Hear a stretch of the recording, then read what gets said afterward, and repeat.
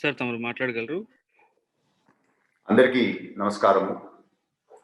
ఈరోజు press meet చాలా బాధతో గుండె బరువుతో పెట్టాల్సి వస్తూ ఉంది. ఆంధ్ర రాష్ట్ర పరిస్థితి చూసి ఆంధ్ర రాష్ట్రంలో లా అండ్ ఆర్డర్ అనేది పూర్తిగా కొలాప్స్ అయిపోయింది, కుప్పగూలిపోయింది.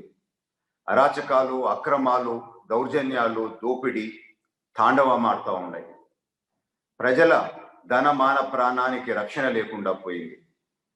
ఎవరికి ఎప్పుడు ఏమి జరగద్దో, ఎటువంటి ఇబ్బందులు ఎవరికి వస్తాయో సామాన్యులకి అండ్ వాళ్ళని కాపాడేదానికి ఏ ఒక్కరూ లేరు అని చెప్పి ఈరోజు ఆంధ్ర రాష్ట్రంలో మనకి అర్థమవుతా ఉంది. ప్రభుత్వంకి మాత్రము కేవలం ఒకటే ఒక ఎజెండా, పొలిటికల్ టెర్రరిజంతో ముందుకు పోతా ఉంటారు.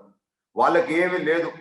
పొలిటికల్గా ప్రత్యర్థుల్ని, ముఖ్యంగా తెలుగుదేశం పార్టీని దెబ్బతీయాలా, తర్వాత ఈ ప్రజాస్వామ్య విధానాన్ని చంపేసి రాచరికానికి, వాళ్ళ పాలెగాళ్ళ రాజ్య విధానానికి తీసుకుపోవాలా అనే ఏకైక లక్ష్యం. అప్పుడు దోపిడీ విచ్చలవిడిగా చేయొచ్చు అని చెప్పే ఉద్దేశంతో వాళ్ళు ముందుకు పోతున్నారని మనకు అర్థమవుతా ఉంది. ప్రజలందరూ ఇప్పుడు గమనించాల్సిన సమయం వచ్చింది. ఎందుకంటే ఈ విధంగా మనం గమ్ముకుంటే రేపు ఇప్పుడు జరిగే ప్రతి ఒక్కరికి జరిగే పరిస్థితే వస్తుంది.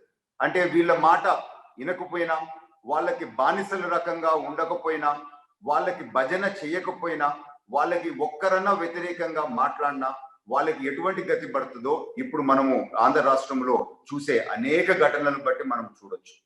ఇప్పుడు ఒకటి రెండు ఉదాహరణలు నేను చెప్తాను. ముఖ్యంగా తాడిపత్రి నియోజకవర్గంలో జరిగే కొన్ని విషయాలు ప్రజల ముందుకు తీసుకొని రావాలనుకుంటున్నాను.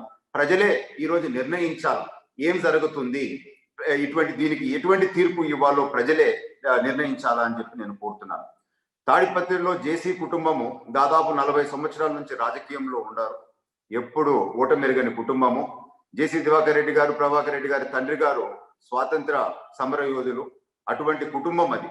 గత 5 సంవత్సరాల్లో అధికారంలో టీడీపీ పార్టీ ఉన్నప్పుడు ఎటువంటి సంఘటనలు జరగలేదు. ప్రశాంతంగా ప్రజలు అక్కడ బతికినారు. కానీ ఇప్పుడు తాడిపత్రిలో ఏం జరుగుతూ ఉంది మనం చూడాల్సిన పరిస్థితి ఉంది. ఇప్పుడు నిన్న చూసిన ఘటన ఏంది? ఆ ఘటన అంటే ఎమ్మెల్యే గారు భార్య 10,000 పర్ ట్రాక్టర్ ఆర్ పర్ ఎద్దుల బండికి ఇసుకకి ఆమె కమిషన్ చెల్లించాలా అని ఒక ఇద్దరు సంభాషణ ఉండిందండి. అక్కడ సంభాషణే, ఎవరన్నారు లేకపోతే రాజకీయంగా వీళ్ళు వాళ్ళు అన్నారా అనేది ఏమీ లేదు. కేవలము సోషల్ మీడియాలో అది లీక్ అయింది. ఒక ఇద్దరు సంభాషిస్తున్నారు. మా ఇల్లు కట్టడం ఆగిపోయింది, ఎందుకు అనంటే అక్కడ ఇసుక దొరకటం లేదు, ప్రతి ఎద్దుల బండికి ఒక 10,000 రూపాయలు ఎమ్మెల్యే గారి భార్యకి డబ్బులు ఇవ్వాలా, అందుకని మాకు గిట్టడం లేదు, అందుకని నేను ఇసుక ఇవ్వలేకపోతున్నాను అని చెప్పి ఒక సభ్యుడు ఒకరు చెప్పడం జరిగింది. ఇది వాళ్ళ మధ్యలో జరిగిన సంభాషణ. ఎందుకు అని అంటే అటువంటి ఇబ్బందులు పడుతున్నారని. ఇదే విధంగా వైసీపీ నాయకుల పైన ఆంధ్ర రాష్ట్రం అంతా అనేక ఆరోపణలు వస్తూ ఉన్నాయి. కానీ ఎప్పుడన్నా కానీ ఈ ఆరోపణలు వచ్చినప్పుడు మేము తప్పు చేసినామా కాదో లేకపోతే కరెక్ట్ అని చెప్పి చెప్పుకోవాల్సిన బాధ్యత వాళ్ళ మీద ఉంది.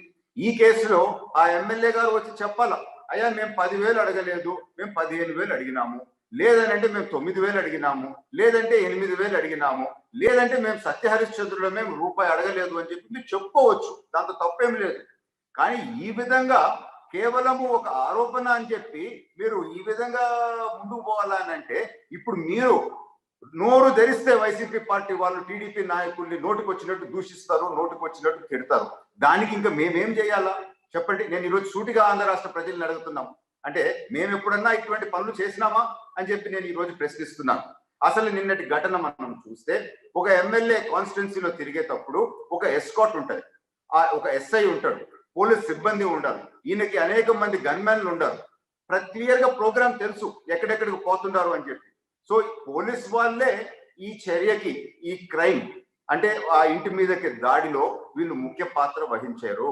ఆ గన్మెన్లు అందరూ సెంట్రల్ ఆఫీస్ కి చెప్తారు ఎక్కడెక్కడికి పోతున్నారని చెప్పి. సో వీళ్ళకి తెలిసే ఈ సంఘటన జరిగింది. సో ఇప్పుడు ఆంధ్ర రాష్ట్ర ప్రజల ముందు ఈ వాస్తవ వీడియోలు కొన్ని పెట్టాలనుకుంటున్నారు. ఎందుకనంటే వాళ్ళేమో శాంతి మాటల కోసం వచ్చినాము అని అంటారు, హోంమంత్రి దానికి ఇంకొక సర్టిఫికేట్ ఇస్తుంది, అక్కడ జిల్లా ఎస్పీ సర్టిఫికేట్ ఇస్తారు. సో వీళ్ళందరూ సర్టిఫికేట్లు మీరు విన్నారు. కానీ వాస్తవాలు ఈరోజు ప్రజల ముందు పెడతాను. ప్రజలే అంతిమంగా నిర్ణయించే వాళ్ళు అని చెప్పి నేను తెలుపుకుంటూ ఒక 2 వీడియోలు మీకు ప్లే చేసి చూపిస్తాను. ఆ వీడియో ప్లే అయ్యేటప్పుడు అక్కడ జరిగే ఘటనల గురించి కూడా నేను ఎక్స్ప్లెయిన్ చేస్తాను. దయచేసి వీడియో ప్లే చేయండి.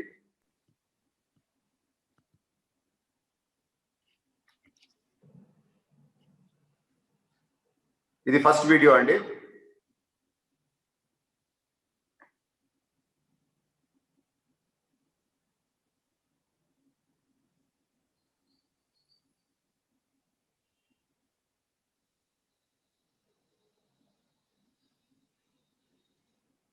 చూసారు కదా క్లియర్ గా, కర్రలతో వచ్చినారు.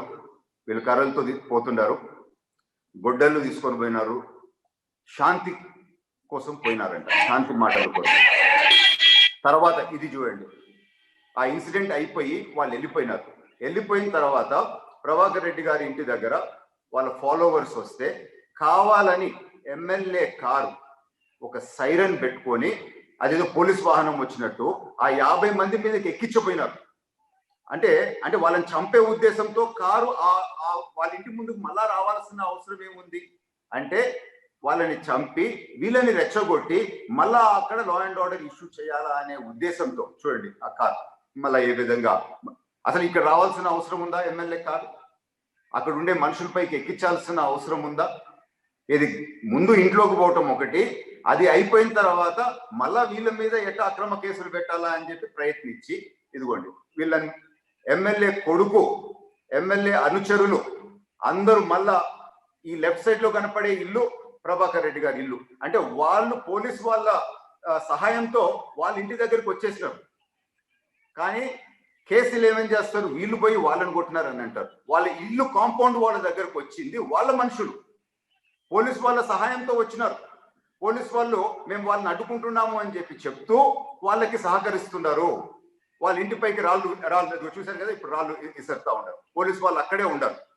అంటే ఇంటి దగ్గర దాకా టోటల్ 144 సెక్షన్ అని చెప్పి చెప్పినప్పుడు ఈ గుంపు ఎట్ట చేసి వాళ్ళ ఇంటి దగ్గరకు వచ్చింది? ఆంధ్ర రాష్ట్ర ప్రజలారా దయచేసి గమనించండి.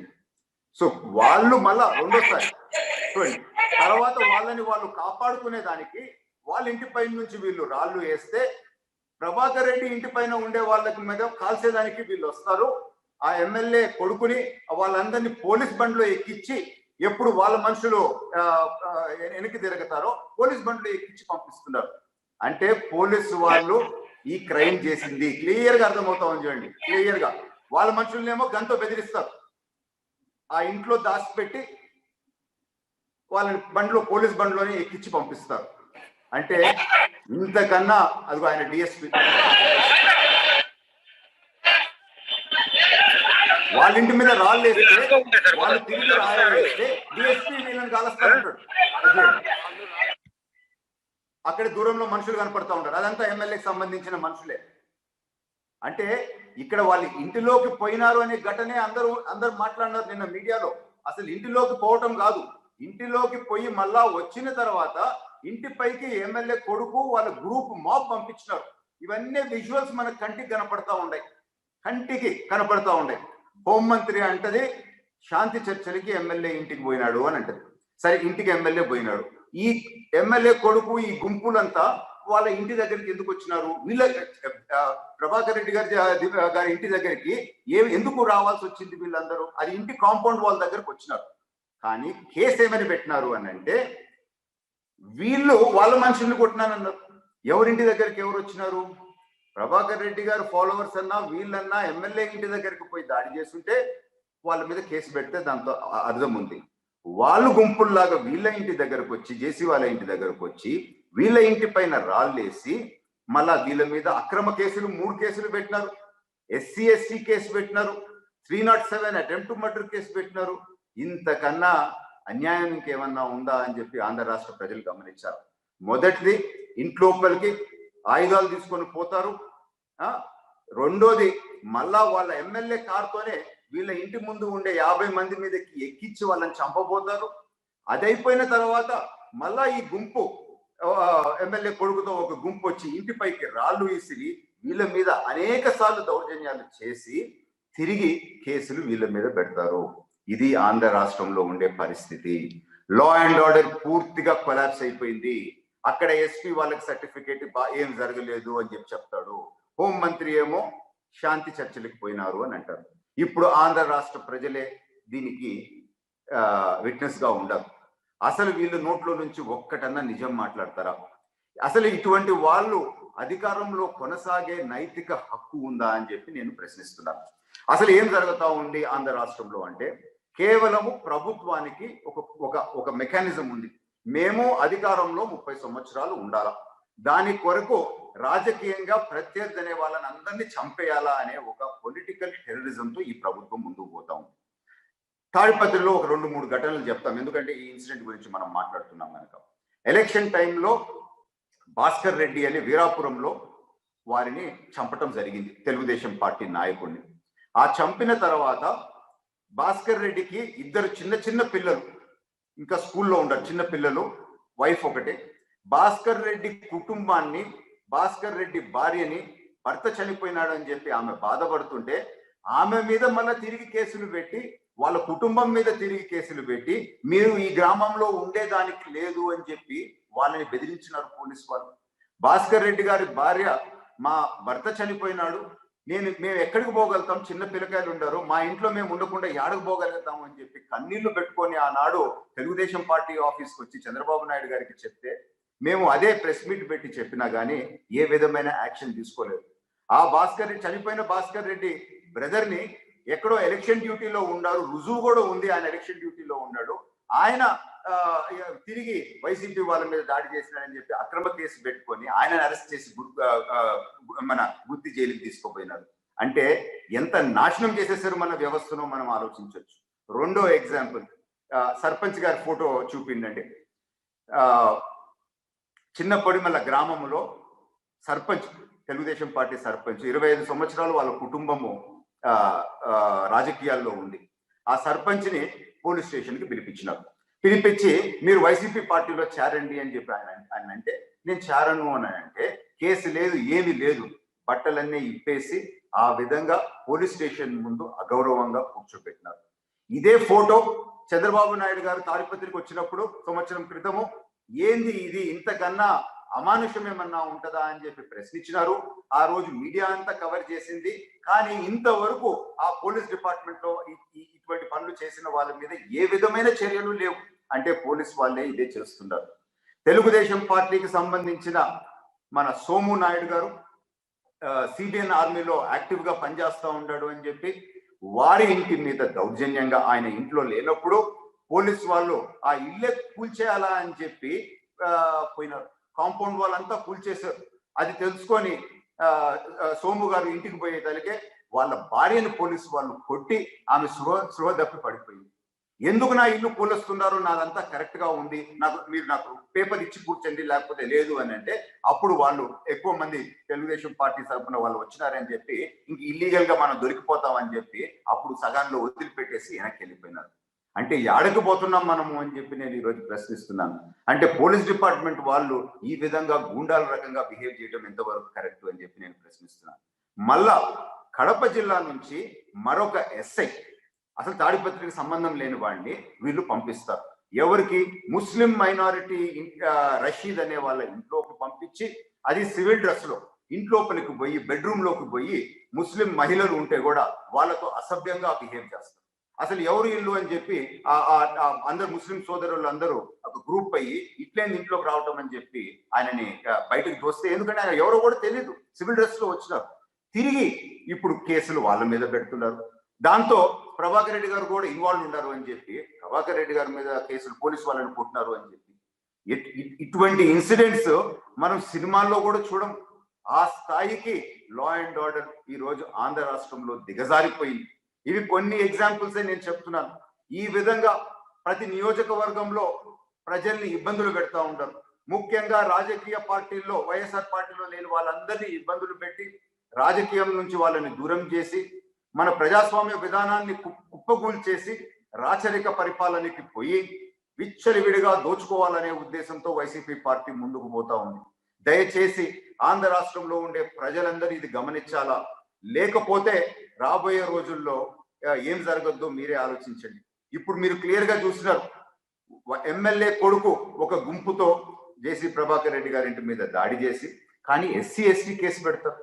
ఎస్సీ ఎస్టీ కేసుకి ఆ గుంపుకి ఏమన్నా సంబంధం ఉందా? ఆ మాత్రము ఇంకిత జ్ఞానము బుద్ధి కూడా పోలీస్ వాళ్ళకి లేదా? అంటే గుంపులో వచ్చినప్పుడు ఎస్సీ ఎస్టీ కేసు అసలు అప్లికబులా? అట్రాక్ట్ అవ్వద్దా? అది మీకు మాబ్ సెక్షన్స్ కింద పెట్టాలా కానీ ఎస్సీ ఎస్టీ సెక్షన్స్ కింద పెడతారు. ఏం చేయాలా ఇటువంటి ఆఫీసర్స్ ని అని చెప్పి ఈ రోజు ఆంధ్ర రాష్ట్ర ప్రజలందరూ దయచేసి గమనించాలా. అంటే రేపు ఎవరి ఇంట్లో కన్నా దూరొచ్చు, వీళ్ళు ఏమన్నా చేయొచ్చు. మీ ఇంట్లో మహిళలకి సెక్యూరిటీ లేదు, మీ ఆస్తులకు సెక్యూరిటీ లేదు, మీకు రక్షణ లేదు. ఎవరికి ఏమి జరిగినా కానీ ఇక్కడ ప్రశ్నించే పరిస్థితి ఈ రోజు ఆంధ్ర రాష్ట్రంలో లేదు. మనకి క్లియర్ గా అర్థమవుతా ఉంది. ఇది ఒకటి కాదు, కొన్ని వేలాది ఇన్సిడెంట్స్ ఇట్లా జరిగినాయి. కౌన్సిల్లో, అసెంబ్లీలో మేము నిలదీసినాం. ఆ రోజు హోంమంత్రి గారికి మేము లిస్ట్ కూడా ఇచ్చినాం. తెలుగుదేశం పార్టీ కార్యకర్తల మీద, నాయకుల మీద ఈ విధంగా దౌర్జన్యాలు జరుగుతున్నాయి అని అంటే ఇంతవరకు ఏ విధమైన యాక్షన్ లేదు. సో ఏమైపోతా ఉంది మన ఆంధ్ర రాష్ట్ర పరిస్థితి? దయచేసి అందరూ ఆలోచించాల్సిన సమయం ఇప్పుడు వచ్చింది. ఈ వైసీపీ పార్టీ వాళ్ళందరూ ఏమంటారు? వైఎస్ రాజశేఖర్ రెడ్డి గారి లెగసీ మా పార్టీ అని అంటారు.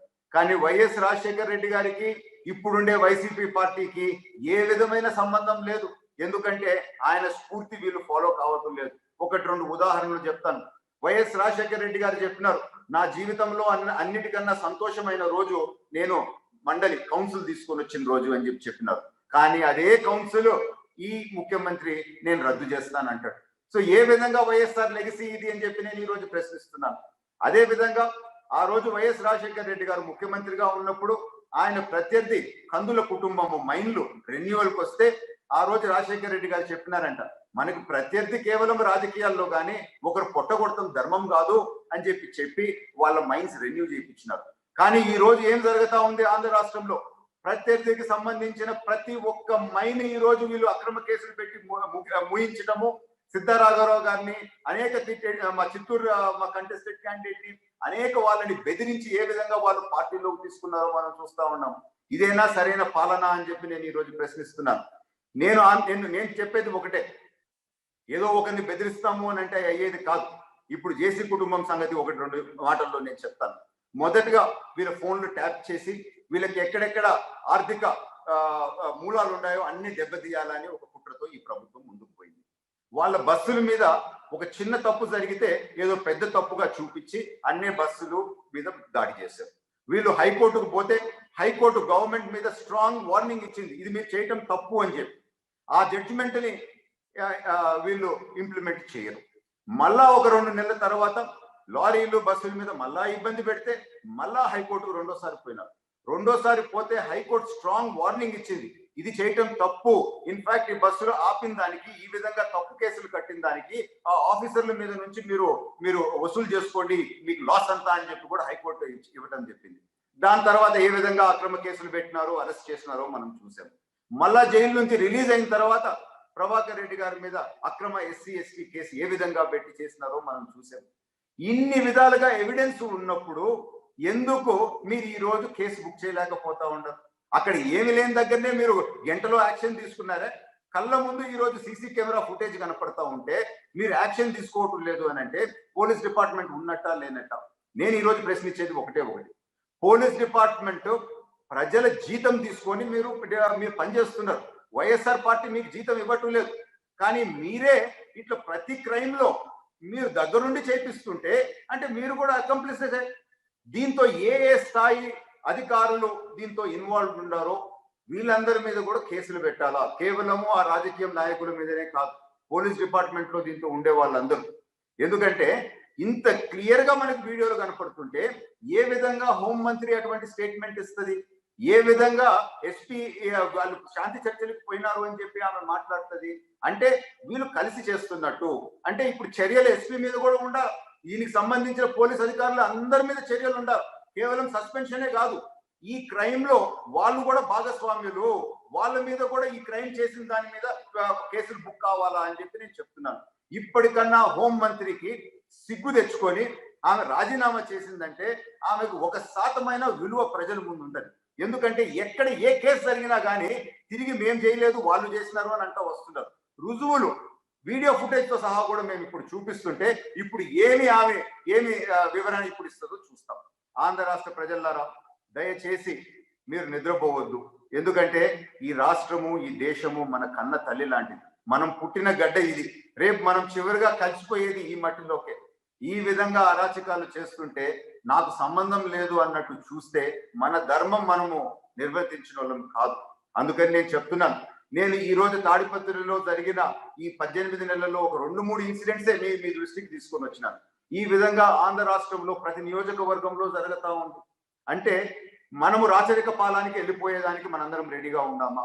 అసలు ఇటువంటి విధానము మనం సమర్థిస్తామా అని చెప్పి ప్రతి ఒక్కరు ఈ రోజు ఆంధ్ర రాష్ట్రంలో ఉండే వాళ్ళు ఆత్మ విమర్శ చేసుకోవాల్సిన సమయం వచ్చింది. అందుకని దయచేసి నేను కోరేది ఒకటే ఒకటి, ఇప్పటికన్నా మేలుకోండి. ఇది తప్పు, ఈ విధానం మేము సహించము అని చెప్పి మీరు గట్టిగా బయటకి రాకపోతే రేపు మీకు జరగదు. లేకపోతే మనం బానిసల రకంగా కొన్ని వీడియోలు చూసినాం, జగనన్న భజనలు చేసుకుంటా ఉండిపోయేదానికన్నా మెంటల్ గా రెడీ అయిపోవాలి. మేము తెలుగుదేశం పార్టీలో ఉండే నాయకులందరం సాయశక్తులా మేము పోరాడుతున్నాం. కేవలము ఈ రాష్ట్రం మా ఒక్కరిదే, ఈ బాధ్యత మా ఒక్కరిదే కాదు.